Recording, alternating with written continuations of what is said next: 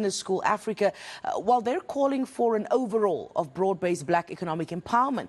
They did a study which shows that government's B-BBEE policy is still relevant, but not so effective due to poor implementation.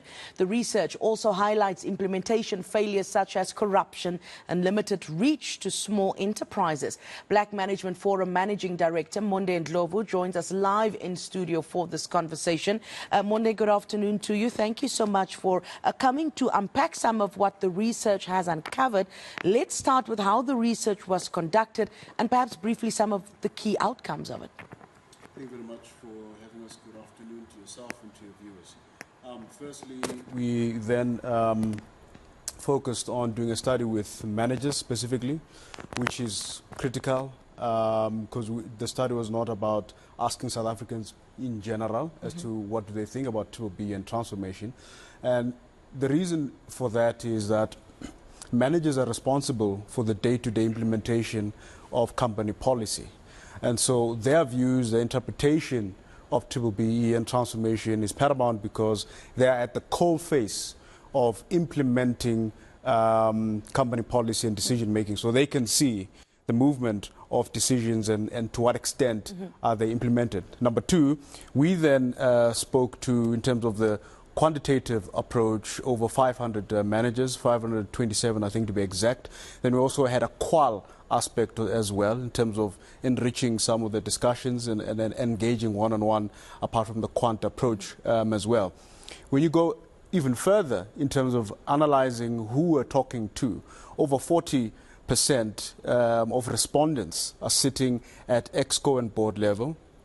Over 30% is also sitting above senior management there as well, and then the rest is shared between middle management and then lower management is quite minimum. So already you are seeing even the respondents who is actually responding to this is quite focused.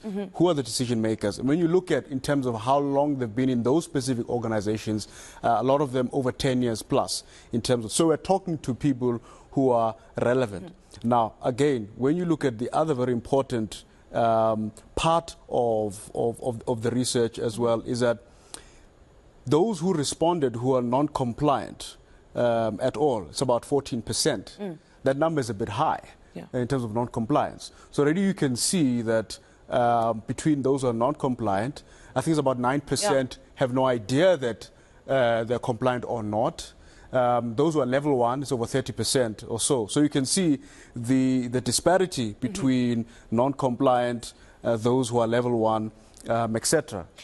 We're going to get back to this non-compliance because that's very concerning. But let me ask you, there's the argument that B-BBEE is not effective and it should be scrapped completely. But your research has pointed to the fact that you believe it is relevant, but just not implemented effectively. Talk to me about that. Yes, correct. So of course, one of the the building narratives publicly, it's as if B-BBEE is only focused on ownership, as if that's the only element that is relevant. There's three priority areas as far as B-BBEE is concerned: ownership, skills development, ESD. Now, there's lots of movement around ESD. So in the report, in terms of the respondents, there is no one suggesting that there should be a removal of the policy or transformation. In fact, there is acceptance that transformation is necessary.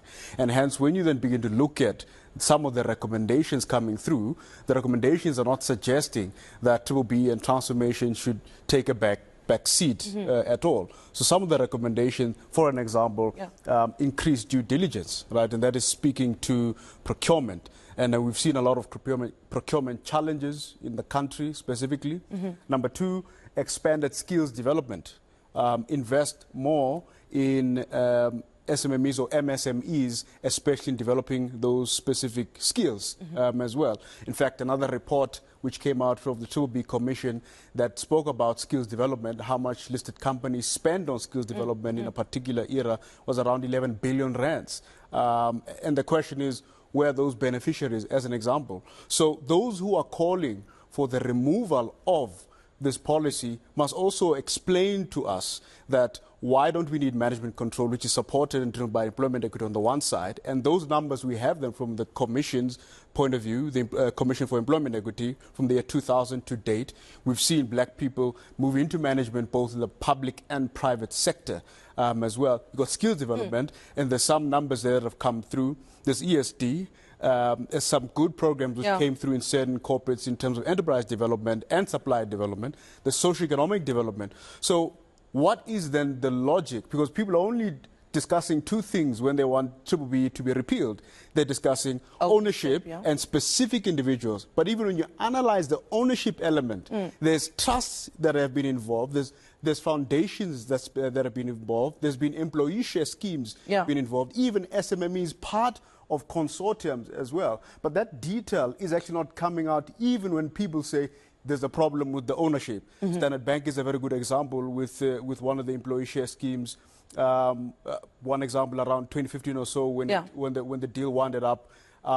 When you look at that whole conglomerate of that consortium, employee share scheme, etc., I mean, it raised over 10 billion rands in terms of value created. That's just Standard Bank Group as an example. So are you then going to say those staff members and those MSMEs are politically connected? Because that's part of the narrative. That argument is politically connected. But the numbers are not talking that language when you read them crudely as data, that the staff members, these MSMEs, are not necessarily connected to the politics. And what I love about the research is that it removes the emotion and the narrative, and it goes straight to the lived experience and the data. You mentioned that concerning statistic that came out of the research. We found 14% non-compliance. You mentioned due diligence as well, and the fact that what we are hearing from the correspondents is that the issue here is implementation. Just very briefly, how do we strengthen then implementation if we're saying that's the problem? So implementation, one, we can definitely see there's a big gap in understanding the policy, in understanding its strength and some of its areas that need to be strengthened, both at an employee, because we're looking at organizations themselves. So within organizations, there's also a lack of proper communication as to what this policy actually means. And part of the challenge is that because of the thought process of business, which is compliance-based, with almost every engagement or research with business, they'll bring up a column on compliance, because business is driven by KPIs, KPAs. So the nature of business is to track and to tick boxes so that you're able to still do business. And so when people raise an issue of, oh, well, there's a compliance burden, there's already a compliance burden in any case, because every country has got a legal framework, legislative framework, regulatory framework, which you must adhere to. But B-BBEE is beyond the compliance. Because that is what we are emphasizing in terms of implementation. It's beyond the tick box. It is about restructuring the South African economy, which is fundamentally different from a business just providing goods and services. Because now you want to uplift, you want to create opportunities, you want to establish new businesses to operate in the market, to create value. You want to build individuals, build leadership, build a proper skills base of the country so that the country can become globally competitive.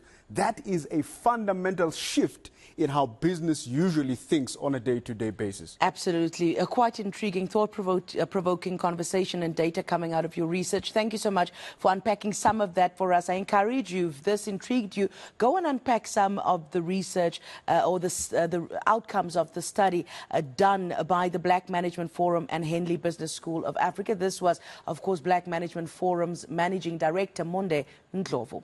Now, at 17:31, a quick reminder of your top stories here on today on ENCA. Bellarmine Mugabe is on his way home after paying a 600,000 rand fine in his shooting case.